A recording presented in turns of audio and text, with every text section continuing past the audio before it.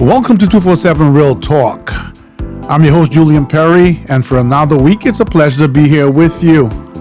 I hope you had a great week, and if you were in New York, you were a part of the historic events that took place here this week. And we're going to talk about that with a little twist when I come back. So, see you in about 30 seconds.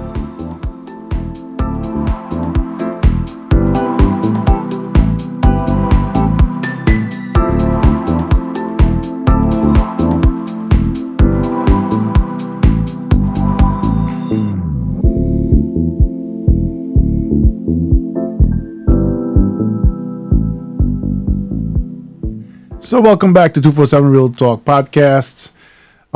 It's Thursday, April 6th, the day before Good Friday.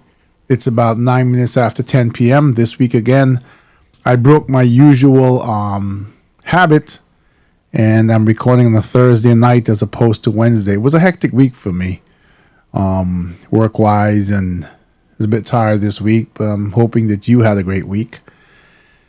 So, in conversations this week,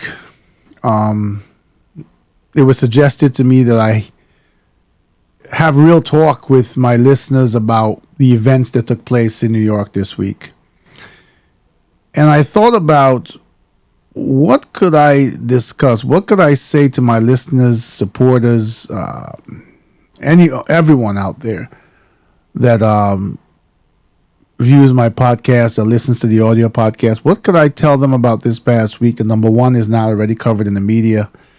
And number two is something that is points to the reality intermingled in this mess that is not divisive and does not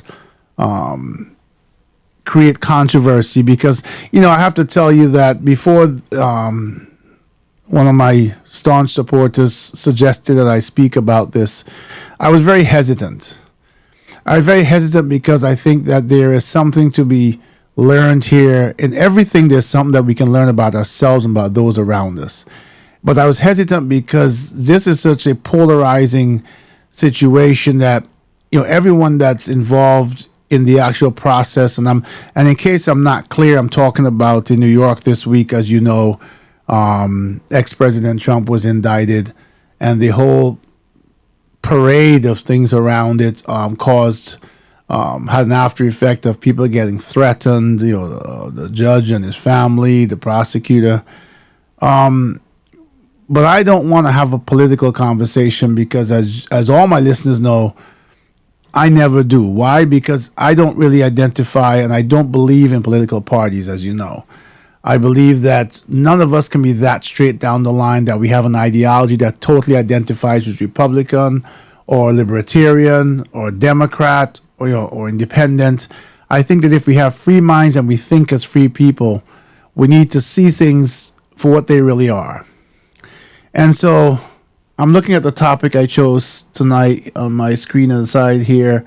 And it's talking about politics and polarization and the divisive forces that are tearing apart our nation. Not only they're tearing apart our nation, but they're also unfair. Okay? And I'm not saying unfair in the context of what you're thinking in terms of what's been polarizing our nation. So let's divide the two here. Let's first look at what's been going on. We have, and I've said time and time again in previous podcasts, we have politicians that sit on two opposite sides of the aisle, the main parties, Democrat and Republican, and they're playing games with the lives of American people. They recognize that they have created an environment where once you choose an ideology or once you choose an affiliation, either Republican or Democrat, that it is an inherent requirement, almost mandatory now, that you hate the other side. Not hate their policies, but literally hate them. Hate them because they exist. Hate because they're alive. Hate because they identify with something different than you do. And this is on both sides of the aisle. And the politicians have recognized that their way to victory, to gaining power in Washington, to being, in their mind, superior. And of course, we've seen this time and time again. Once they get into office, they really don't care about who voted for them. But in order to do that, they need the support of their base. And they, having someone in the middle like me who looks at both parties and sees the good in every single thing and the bad in everything, and truly is open and honest enough to recognize, even in my own self-reflection, that's no good for them. Because they need to polarize their base. They need everyone that they can to join their ideology, whether it be Democrat or Republican, and then polarize them as such and put them in such a defensive and hateful space that they can guarantee their vote, not only guarantee their loyalty to the ideology, but guarantee that they've ripped the nation apart and made it so divisive that those people rush to go to the polls. Many times, not even about the beliefs of those that they're on the positions of those that they're electing. A lot of times, people vote for people of their party, and if you ask them, "Well, tell me 5 things this candidate really stands for," they can't tell you. They just voted for the party, right, Republican or Democrat, and they may be suffering, and it may be by the hands of their own party, but they don't take the time to even recognize that. But I think that when my friend and one of my supporters spoke to me about speaking about this week, they were coming from a different place. And I'm going to take the twist I was telling you about now. There are so many things happening in this country right now that are not only divisive by politics, but they're divisive by race. If you can't hear this conversation, if you can't be a part of this conversation, if every time I use the word race or systemic racism, it makes you upset and angry, not because it happens, but because I mentioned it, then unfortunately you need some self-reflection, because maybe you're a part of the problem and a part of the reason that we can't have real change that brings equality to humankind. In the past month, I think I did 2 or 3 episodes about people who were jailed. One was jailed for 18 years, and he was innocent. One was executed after spending 30 years in jail, and the lawyers who were fighting for him were able to prove someone else likely did the crime, but he was executed. Another one I mentioned spent 64 years in jail, and he was innocent. And what bothers me is we have people traveling to New York protesting because someone is indicted. People get indicted every day. Someone is indicted, and that someone happens to be an ex-president. And if you want to be outraged about that because you're so polarized and you become a puppet to the political system, that's your prerogative. But where is that same outrage for the stories I mentioned? And the stories I mentioned are just a couple of many other stories. Where is the outrage? Where is the outrage when injustices are done to the point where it is blatant right in front of your faces? The last time I saw outrage that, I don't know if it equaled, but yeah, I guess it would say equal that of what's going on in our politics today, was when George Floyd was murdered by the hands of those police. And that, to me was, great to see Gen Z putting race aside and saying this was an injustice. But what you're complaining about today about indictment, first of all, that's a process of law. Okay? I want to believe that whether or not, whatever the outcome of the case is, that with the process of law, you have certain burdens of proof.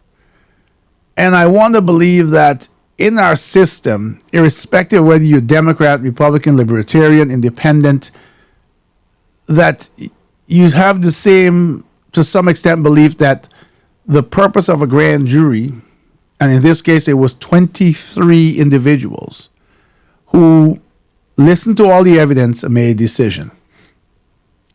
It required a majority vote for them to hand down a recommendation of indictment. So we are all pointing or we, but those who disagree are all pointing their fingers at the district attorney, Mr. Bragg. And the thing about that is, he followed, I believe, the recommendation of more or 12 or more people out of 23 who listened to the evidence and said, we need to take this to trial. Now, taking it to trial is exactly that. But, here again, as I said, we have people spending money, traveling across country for support, making a big noise about it. We got Republican politicians in Washington subpoenaing, the lawyers who worked for Mr. Bragg, and I actually think that's not in their favor, because if I remember correctly, those two lawyers who worked for DA Bragg who quit last year, they quit because they felt that he should have brought the case, and there was enough to bring the case. And at the time, he felt that there wasn't enough evidence. So I'm not sure how that's in your favor either. What are you clutching at here? But the point is, it's a horrible show for the nation. We talk about the freedoms in our country, yet the freedoms are political, and they're color based, and they're class based. Only today I was looking at, I think it's in Tennessee, the Tennessee legislature. They have committees where there were 3 Democrats who joined a peaceful protest in favor of gun control. Again, this is not about whether you believe in gun control or not. That's a different conversation. I'm saying that they were expelled from those committees because the rules said apparently they weren't allowed to join protests. Okay, did they break the rules? I think they all admitted they broke the rules. But are we living in a cloud? At the same time, we have a lot of mass shootings in this country. And I've often said that both sides, pro-gun and anti-gun, have to come together to meet in the middle at a place where people who those of us who believe in the right to bear arms can ensure that those rights granted under the Constitution are preserved, and those who don't support people bearing arms believe that there are certain things in place that will protect the innocent and stop certain crimes from happening. It's another situation just like the one I'm speaking about now. The two sides will not talk because they're all, one is way far on the other side and one is on the opposite side. We are human beings living in a world, and really and truly, we preach a lot of great things, but we can't get along. Lives are being lost to violence. Lives are being lost to law. And I go back to the execution that I mentioned. The other individual, the last case I'd mentioned where the guy did 18 years in prison innocently, he was convicted based on a photograph of someone who had the same name, but the photograph did not look like him. But apparently there were people in the system who did not like him. I'm talking about the legal system. And they made sure that he went to jail. And 18 years later, it was able to be proven beyond a reasonable doubt that what was in the beginning still is today. He was always innocent. It doesn't matter that some states have these laws of compensation where you give the person $1 million for every year they spent in jail. I would not want to spend 18 years in jail to come out and you give me $18 million. Because losing 18 years of your life is priceless. And, this is, and I'm not going to stay too long in this episode because, when you're hearing this episode, it will be Good Friday. And for those of us, and that includes me, who believe in Almighty Father and our Lord and Savior, believe that His Son died for our sins and made that sacrifice, know that it is a day of, I don't say it's a day of mourning anymore. It's a day of deep contemplation, recognizing the value of life and recognizing the reality of our lives. A lot of what we learn in life, regardless of what, is what's right and what's wrong. People who support things that are obviously make no sense, and I say that because I've dealt with people, had conversations with people who told me things like January 6th that we saw on TV. I mentioned this before, it never happened. That the news crews, the news media, I guess pre-recorded all that footage and made it up. This is how far extreme people have gone. And the politicians have made sure that they have fed that nonsense to the point that these people who believe that have lost touch with what really is reality, and that's become their reality. And at the same time, they've managed to intermingle prejudice and hate and division into that. So much so that the progress of colored people has been stymied by what's going on in our modern society today. People of color are still fighting for equalities that they should not have to fight for as human beings. And the country, when we recognize what's going on, when we recognize the executions, even though evidence, and I mentioned this before, that I forgot, there was the Texas, I forgot the name of the body that took up the last case of the guy executed in Texas. These were lawyers. These were Caucasian lawyers. These were white lawyers, okay? These are people who didn't see black and white, but they believed in the law. And they went and they did their due diligence, and they found that person to be innocent, and they found evidence. And no matter where they went in Texas, they were turned down. They were turned away at the door. And for 3 months, I think they got the case in the middle of 2022, but from in January, they filed all their evidence, which seemed to be overwhelming enough to at the least stay the execution and then allow this gentleman to fight, to go to court and fight this case and for the world to see the evidence. But no, nobody wanted to hear it. They turned a blind eye and they executed this gentleman. He had the guy that, and I forgot his name, and forgive me for that because I deal with so many names doing this podcast, but the guy that was executed, and I will look it up and bring it up in my next episode, or you can look back at my last 3 episodes or so. He had some, we want to say possibly mental health issues, but he had issues, learning issues, etc., that would have easily determined that he should have been, even if he had committed the crime, his sentence should have been life in jail, not death. Where is the outrage? I spoke about in the podcast, I spoke about the gentleman who, on the day that the previous gentleman I spoke about was executed, this gentleman, I think his name was Sheldon Thomas or something like that, was freed after 18 years in jail for a crime he did not commit. There was no parade. There was no bunch of people flying all over from in the country. There was no bunch of politicians flying to New York or wherever it was and say, hey, this can't happen. There was no protest by politicians standing in front of the courts and saying, hey, this can't happen. There was no request by Republican or Democrat politicians that the people involved in the case come before Congress and testify as to what went wrong with the legal system and why this keeps happening. There's over 2,000 and something, I believe there was the last number I saw, people of color in jail who they're believed to be innocent, and they're still sitting in jail.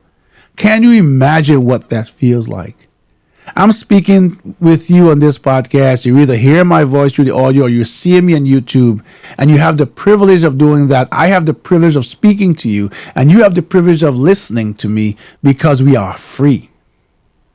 Can you imagine waking up tomorrow morning and heading out to work, and then all of a sudden halfway you're grabbed by police or someone, you're handcuffed, you're thrown into jail, you take it before a court, you're accused of a crime, you keep saying, no, I was home last night, who was with you, I live alone, oh, we don't believe you, and next thing you know, you're in this daze as a gavel hits and he says, I sentence you to 20 years in jail, and off you go.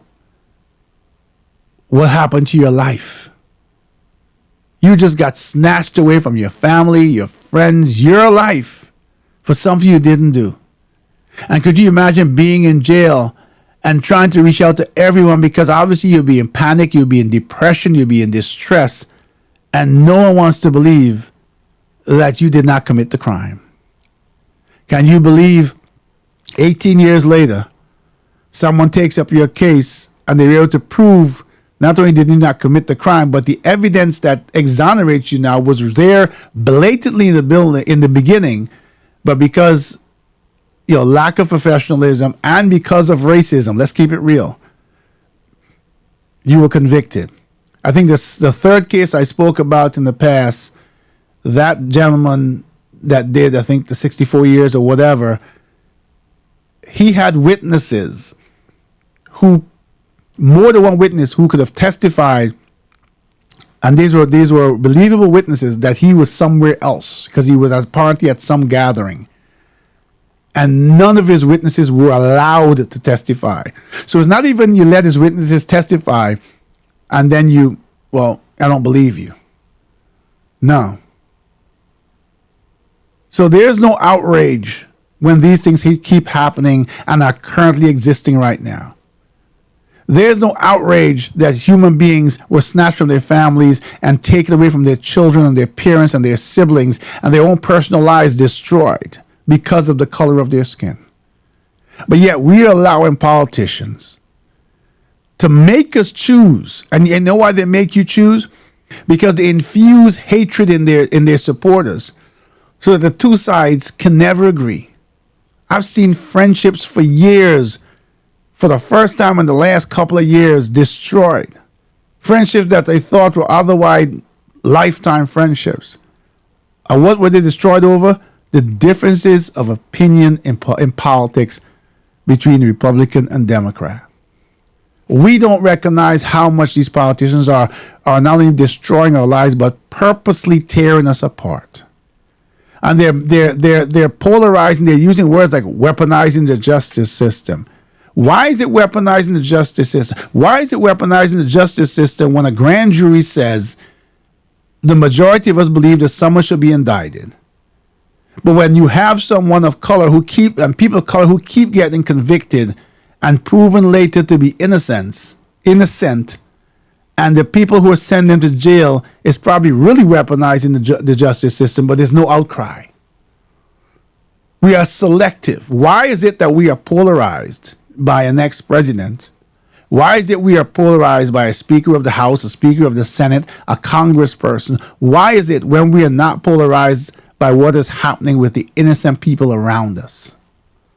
What is it going to take for us to get enough common sense to recognize that we the people as masses are being manipulated, and what we focus on and where our outrage lies is a distraction from what the truth is?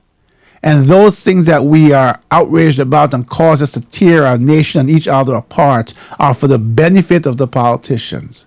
Those same politicians who we are hoping when we elect will pass laws that will bring about equality amongst us, that will allow people to live regardless of race, creed, or color, and allow the justice system to take its course for anyone of any color, of any standing in life, because we always live on the same belief that no one is above the law. Why is it that people of color and people who are certain levels of poverty or a certain socioeconomic status, destined to go to jail, destined to be locked up, destined to be erroneously or wrongfully convicted, because the only defense that they could afford is a legal aid lawyer, while those who have riches and can get the best of lawyers can commit heinous crimes, and we are more polarized by that and willing to hurt each other and threaten each other and kill each other. But we don't care about the 2,000 and something people in jail, mostly people of color, who are there screaming every day, "Help me, I didn't do it." While the person who committed the crime, or in many cases, unless that person's in jail for something else, is free, or at least not blamed for the crime. I love freedom. I love the fact that I can go about my day with my family and my friends and know that when I live a life of cleanliness, of righteousness, of fairness, a life void of racism, of prejudice, a life void of any kind of illegal activity, I love to believe that should entitle me to a life of freedom until my Creator decides my time on this planet is done. But when you have to worry that because of the color of your skin, you could lose that freedom, and no one will be outraged. No one will fight for you. No one will march for you. You just become another statistic. That is, unless you're a politician, unless you're part of this political divide that, again, is tearing our nation apart and pitting human beings and friends and family members against each other. This divisiveness I've even seen within family members, blood family members, who don't communicate or speak with each other anymore because of their differences in opinions. Of who? Of someone in politics that they never met, that they saw on TV or they waved at from in a crowd? Someone who doesn't know their name and will and never care about them?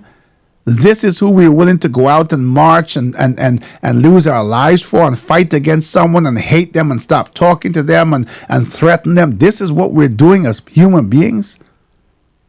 And we're so polarized by it, and we've been so brainwashed by it, that we are afraid to look at what the truth is and say to our politicians, this is not what I put you there for. This is not what I want as a voter. And more so, if there is a crime, or if there's no crime, when a grand jury decides that there is a need to indict, the trial will prove whether it's right or wrong. That's law. The only unfortunate part of that law is that there is a different law for people with money, people in a certain socioeconomic status, people in a lower socioeconomic status, and people of color.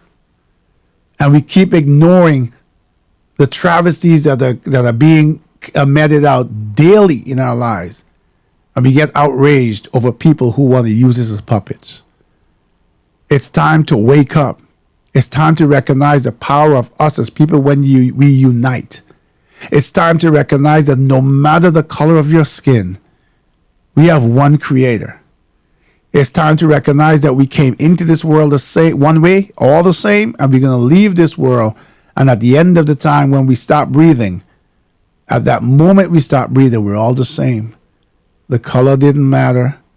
Nothing mattered that we lived in this life, except how we were able to affect people in a positive way, how we were able to help people, how we were able to effect change that brought equality, that brought about peace, and brought about righteousness in the pursuit of being all equal as human beings. Tomorrow is Good Friday, as I said. When you're listening to this podcast or viewing this podcast, if you do tomorrow when it airs, it's Good Friday. A time for reflection. A time, if you believe that we did not put ourselves here, but we were created by someone, a power greater than us, that there's a time for reflection to understand how we're supposed to live, what we're doing wrong, that hurting other people by threats, by violence is not the way to go. Every day, I listen to 1010 Wins in New York City, and I get the breaking news from their app on Odyssey. And every day I see these crimes of slashings and shootings there daily. Human beings, one against the other. It doesn't matter race, creed, or color. It matters that we have gotten to a place inside of us where the hatred and anger that we have within us overcomes the need for someone else's life to be treasured, to be respected. So we take lives, we hurt people, we cut people, we slash people, we rob people. This is what's going on every day. And I don't see the outrage. But here we have a situation in politics where the nation is all divided. And divided over what? Who cares? For us, those of us who have continued to push for equality, for fairness, who look at the issues in mental health and the divisiveness of all these different things, prescription costs and criminal justice system, and the flaws in homelessness and all these major issues that should be dealt with. Be honest with you, what's going on in politics and the divisiveness, we don't care in the sense that we don't give it any value.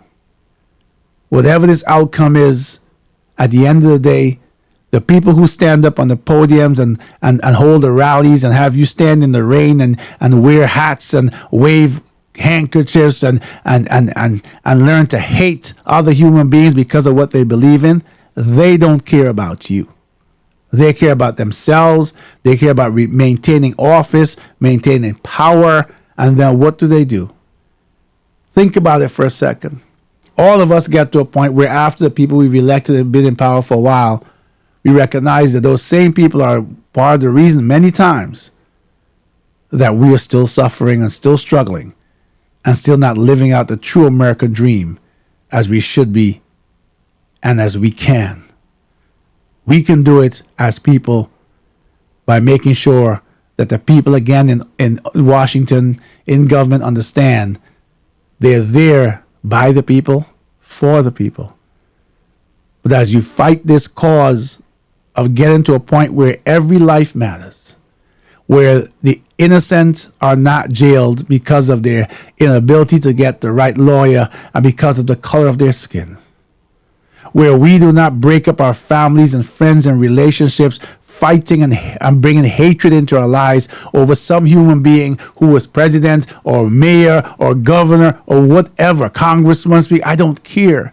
If you ever listen to what these people say carefully, and if you have the ability to truly discern, if you're honest with yourself, you recognize that many times they're not making sense, because their sense is not about logic. It's about partisan politics, and the intention is to be divisive. I think I said enough on this topic, and again, I've tried to remain as neutral as I always am, because I'm not attacking anyone or I'm not speaking about anyone on any side. But what I'm asking you to do is look at what's important. Hear the cries of those in our nation who are really suffering. And again, this happens to be people of color mostly, because of the struggles they have in a system that was never for them. And even though they have made progress, it's still a long way to go. If you want to put your energy behind being angry about something, be angry about the injustices meted out to other human people, humankind, just like you. If you are living a life where you feel free, where you feel that you have the ability to earn, to go to compete for a job equally, to build a life, to be educated, to be paid what you're worth, then you should feel that what you have should be afforded to any other human being, regardless of race, creed, or color. I wish you all a happy Easter. Mondays or Sundays, Easter Sunday. Tomorrow we contemplate the crucifixion, death, and burial of the Son of our Lord and Savior. And on Sunday, we celebrate the resurrection. Let us all rise, just as a resurrection, and stand up for those who need us to stand up for them, so that one day we can look back at the life we've lived and recognize we did what we had to do to make a difference in this world in a peaceful, positive, and powerful way. It's been a pleasure to be here with you. Until we talk again next week, take care of yourselves and each other.